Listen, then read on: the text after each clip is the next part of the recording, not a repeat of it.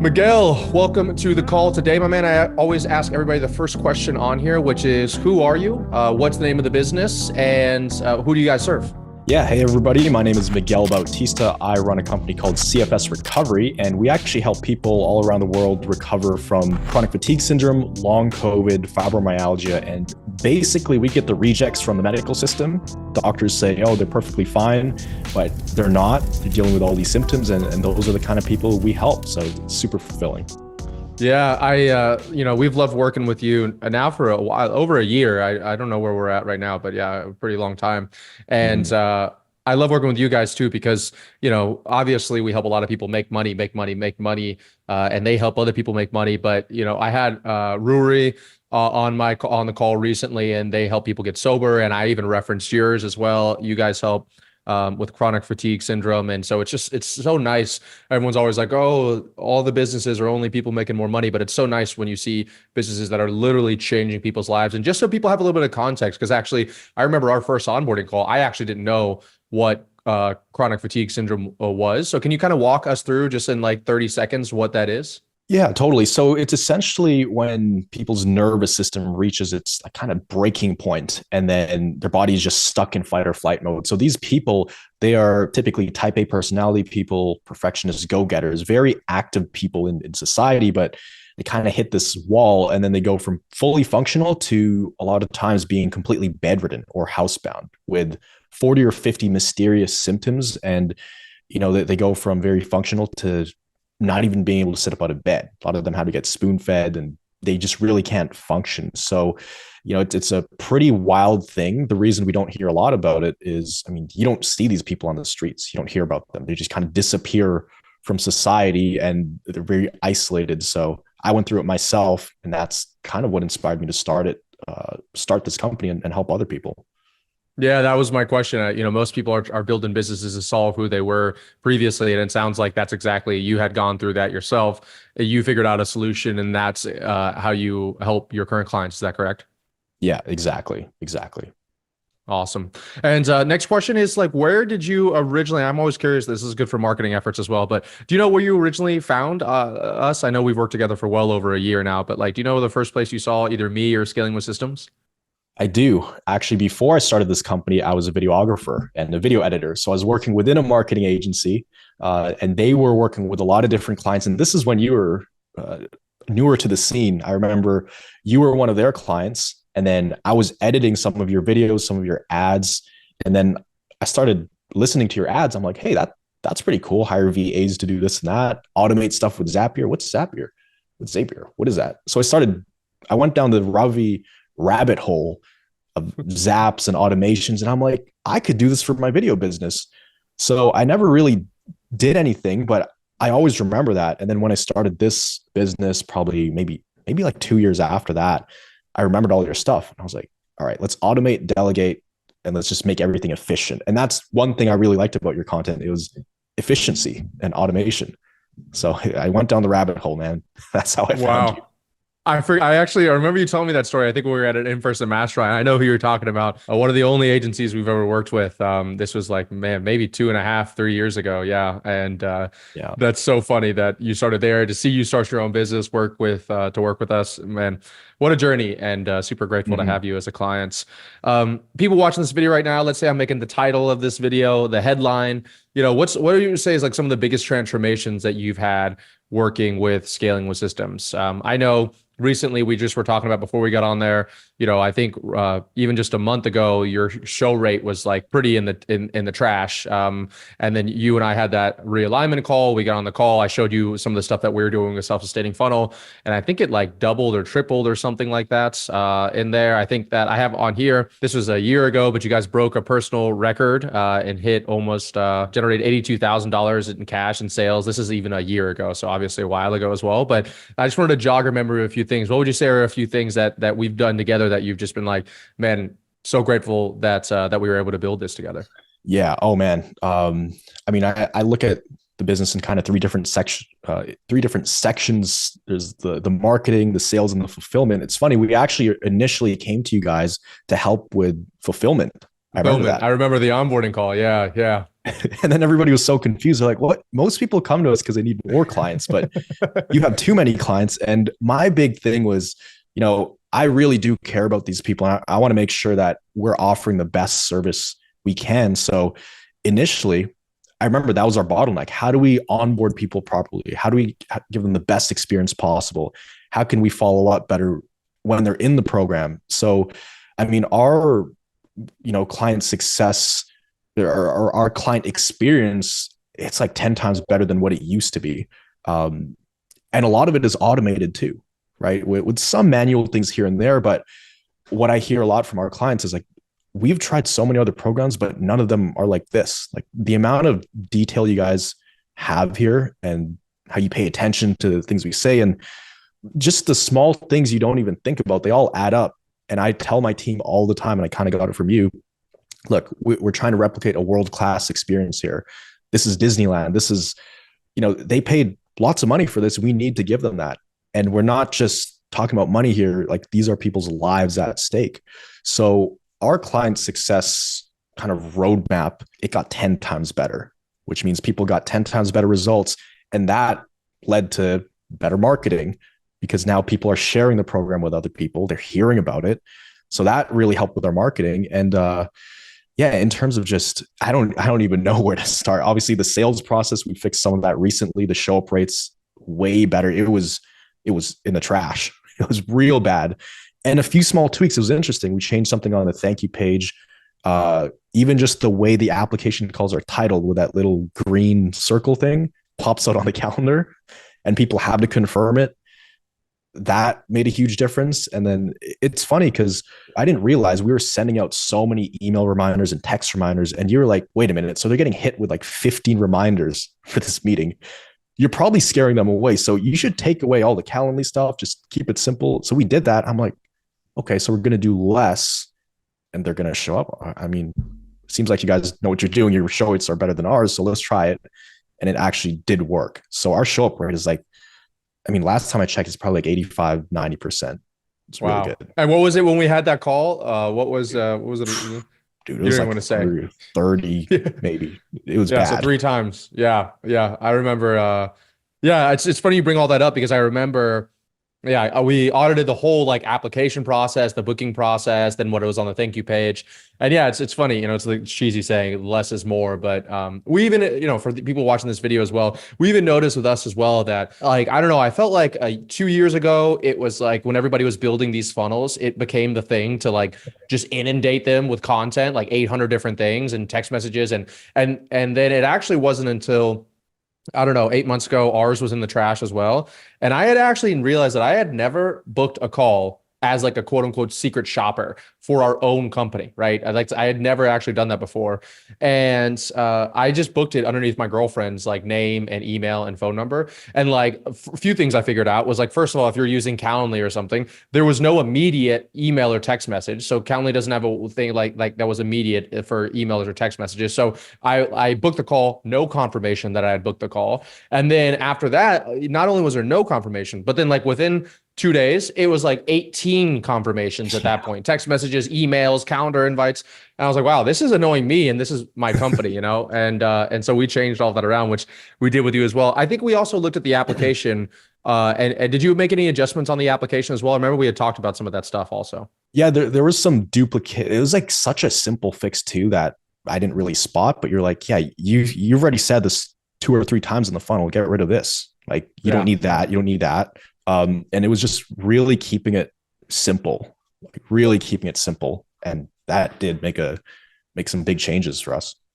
Yeah, and I want to kind of talk a little bit about the fulfillment side of things because you're right. I do remember our original onboarding call. I remember it being like, and I've said this on a few case studies, but I love marketing and sales for sure. Don't get me wrong, but I've just done that. We've built literally thousands of marketing systems. So even the optimizing client success, like we've helped, let's just say like 100 clients get really deep in client success where we've helped thousands of clients with marketing and sales. So it's just like this new thing that I get to kind of play around in a sandbox. So I actually personally, if I'm being radically transparent, I kind of like that a little bit more.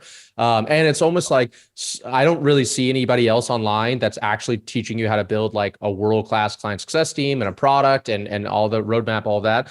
So for people watching this right now, yeah, like the great thing about you is that you were like, yeah, I don't have marketing problems. We literally have onboarding and fulfillment problems because we have so much interest when we first launched it. I know you had talked about some of the things there, like automating it, the roadmap. What do you think were like 2 or 3 things that just stand out to you off the top of my head, at the top of your head, like specifically that we did in the client success stuff that really allowed you to scale while at the same time keeping that like client success experience that you've done so well in the offer? Yeah, and I know exactly what it is.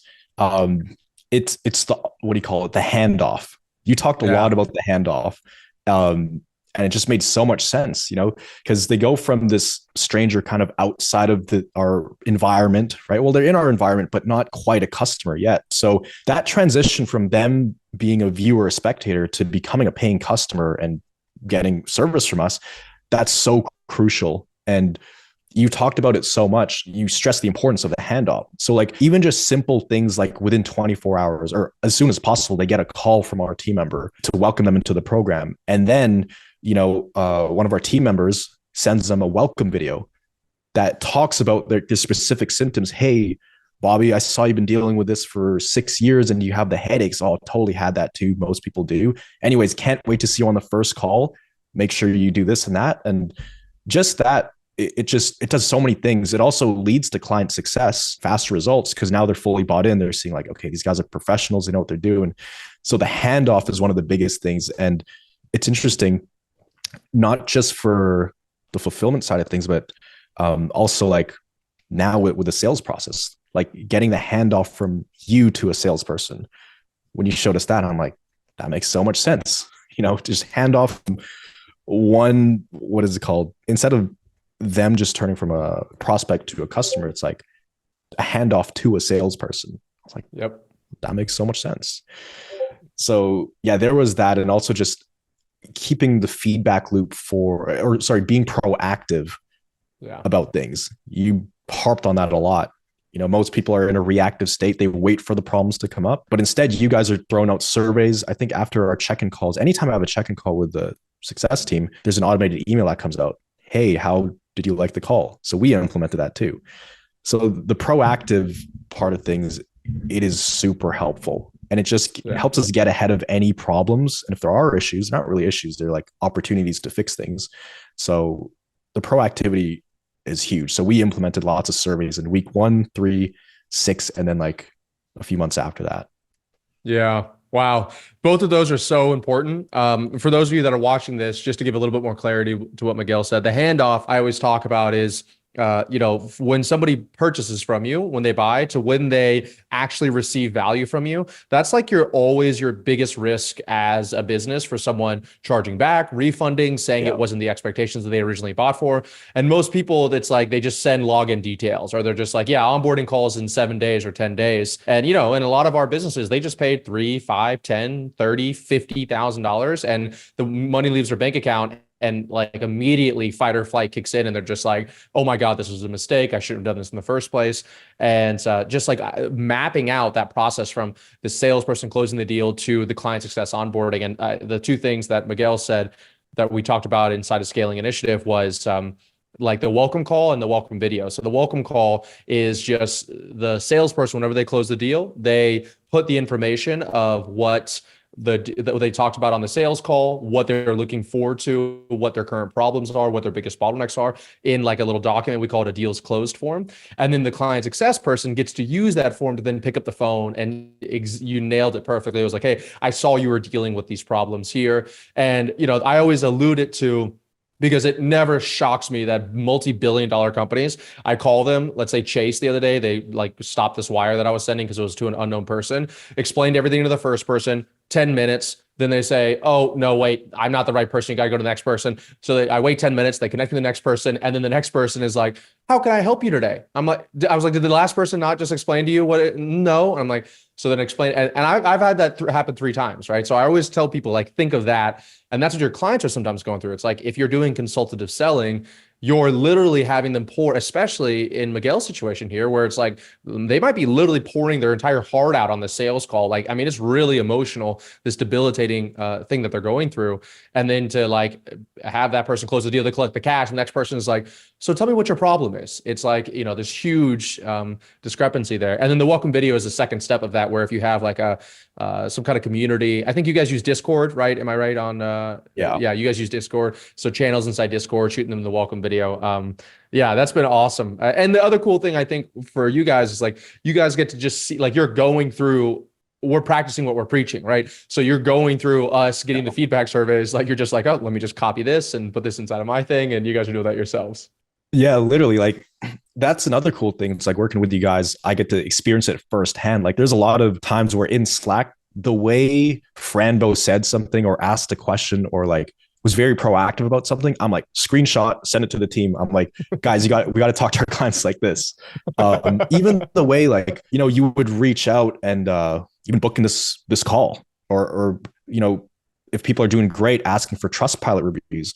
I literally have an automation like X amount of months in. I literally copied your script, and that's what I send a voice note to other people. And then we've been getting our Trustpilots up. So, you know, just going through the process, working with you guys, there's so many things to learn just from that firsthand experience. Yeah, it's cool too, because like, you know, I'm not trying to toot our own horn, but one of our values is like speed, testing, and experimentation. So we're always just implementing new ideas and then just like showing our clients what's working. Or, you know, one of the reasons we love working with you is like, you don't even wait for us to say what's working. You're just like, I like, this worked for me. Let me implement this in my own business, and kind of and doing that, which is obviously amazing to see on your guys' part. And I think the second thing that you mentioned, which I think is valuable for people watching this video too, is so we call it proactive leadership versus reactive leadership in client success. So reactive leadership in client success is like, you hire client success managers and then they just sit in Slack and they wait for a client to ask a question or have a problem, or they sit in Slack and they message the client, what can I help you with today? Right. So that's all pretty reactive. It's like you're just waiting for the client to do it. Where if you can set up a system, and yes, it is a little bit more work, but you can be proactive and be like, you know, keep tabs on where the client is inside of some kind of client success system. Okay, last week we were supposed to launch the ads, but they said that they had their kid's birthday on Thursday, so they would get the ads launched on Friday. So then you could set a task to literally message them on Friday. Hey, first of all, hope your kid had a happy birthday. Did we launch the ads today? And like, you know, it's like literally like you said, this whole video here, it's like such little things, but if nobody else does it, especially in our industry. So if you do that stuff, it's just like people are blown away by their experience, which it sounds like you guys have been implementing so well. I kind of want to shift gears a little bit here, and we talked about client success. We've talked about like the sales process. Let's talk about marketing for a second here. Anything that like we've helped do with you guys that's helped either increase number of leads, increase number of calls, quality of leads, lead sources, anything like that? Yeah. Well, I remember talking to Jack from the content team, and I actually, because my background is in content creation, that's kind of what I specialized in before I started all of this.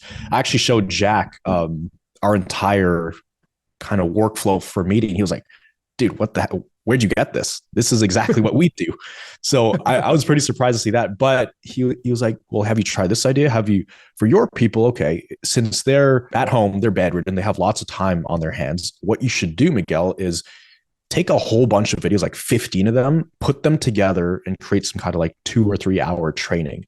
And then you should post that as a video, and then do that for different kind of subtopics in your niche. And so we did that. And yeah, those videos have been getting lots of traction. They help drive a lot more. They helped a lot with conversions, because when people sit around for that long watching a YouTube video, they're probably going to click a link in the description. So just having fresh ideas like that, Jack, that really helped in terms of marketing. Oh yeah, right now, actually, we're working with Franbo on some kind of how do we get me on more podcasts, and also how do we get me out to do more collaborations with the community. So he shared a bunch of Google Sheets of how he did it with other clients before. So that's helpful, because it's kind of a gong show. Like, where do we even start? What do we say? Like, how do we track this? So he's helping out with that. Yeah, your organic content's always been very good. You know, you have a solid YouTube channel, like you said, that's your background. So it's been kind of cool to see to see you guys leveraging that in your marketing material to obviously increase show up rates, increase close rates, et cetera, et cetera. Mhm. I always ask this question, and it's funny because I have an idea in my mind, and it's just because I think of like before we had our mastermind in Medellin, Colombia, like I still remember we got on a call. You like opened up the computer, your shirt's off. There's like this pool in the background. There's like these women jumping in the pool. There's like you have this like forest treetops behind you. I'm like, damn, Miguel's living the life over here, man. I'm in my Miami office. I remember you like being there for almost pretty essentially moved to Medellin. So my question is in essence, like other than the business side of things, right? How has us working together, has that impacted like your own personal life at all? Either like you got some more time back, you've opened up like connections, opportunities, seen what's possible, anything along those lines?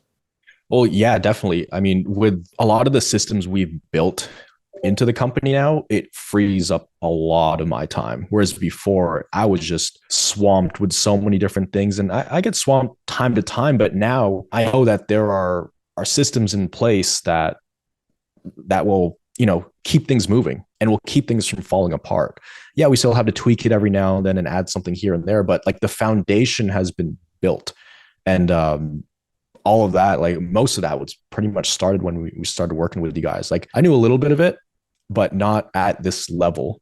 Like all our systems, it was just in my head. I didn't even know what Lucid Charts was before. Right now, we have so Now many. you're a Lucid Chart master. Yeah, no, Oh I've seen yeah, your I'm Lucid addicted to Chart. this thing. I think it's a sickness, but like everything, I'm putting it on Lucid Chart. I'm like, okay, so you have this for marketing, sales, operations, this. How did I have this in my head before? So now it's built out, and yeah, definitely, I have more time to spend with family, more time to spend with friends. Like go to the gym a lot more. I'm focusing on my health way more. So yeah, it's definitely opened up way more like actual time, but also mental space. So I could continue working on creative things that I love working on and just continue growing. Yeah, that's awesome. I appreciate you sharing that and being open and honest about that. Final question I have for you is someone's watching this video right now. They are watching it from an ad. They landed on a landing page. They've seen maybe 3 or 4 of these videos before. They've watched 6 or 7 of my YouTube videos before. Maybe they just saw an ad, clicked on it, and watched this thing here. They've been thinking about working with us and they haven't yet booked a call or haven't pulled the trigger yet. If you had the opportunity to say something to them, what would you say? Yeah, I would say, if you're looking to take your business to the next level, it can always be uncomfortable. It can be a bit scary, intimidating. Also, investing in the business, especially if you've never worked with scaling with systems before, it can be a bit scary. But if you're ready to work your butt off, ready to take that challenge, go for it, because it's made a huge difference in my business. It's helped us reach a lot more people. Obviously, you come in, it's not like you just snap your fingers and boom, you 10x. No, you have to put in the work. But if you're ready to put in the work and you're hungry to learn and listen and pivot a few things here and there, I can't see how you would not grow your business. Like I literally can't see that. Yeah, I appreciate you saying that. And just to give you credit, you said something there great, which was you got to put in the work. And one thing that you've done since day one of us being together, like I think that once we gave you that the onboarding call, the fulfillment like roadmap, like I think you had it done in like 48 hours. So you'd like implemented everything we had talked about. So you're a massive, massive action taker and implementer, and that's literally exactly who we love working with. So big kudos to you, and it's also contribute to how you went from a videographer at an advertising agency to running a multiple 7-figure business in just a few years. If someone's watching this right now, they like your vibe, they like who you are, maybe they actually are struggling with some of the like diseases or some of the things that you referenced a little bit earlier. What's some of the best places that people can find you and learn more information about you? Yeah, you can follow me. I have a couple different accounts, but for health stuff, if you need any help with health, or somebody who has long COVID or CFS or fibromyalgia, check out CFS Recovery on Instagram or YouTube. We're the first ones who are going to pop up. We pretty much solve a lot of those health issues that those doctors can't solve. So, anybody who's dealing with those health issues, we'd be super happy to help. But my personal Instagram is it's Miguel Bautista. So literally ITS Miguel Bautista. And then we can connect on there. But yeah, you can find me on YouTube, CFS Recovery as well. Awesome. Miguel, I appreciate having you coming on here and sharing your experience with us. Means a lot to me. And for everybody else, we will see you in the next video. See you. Take it easy.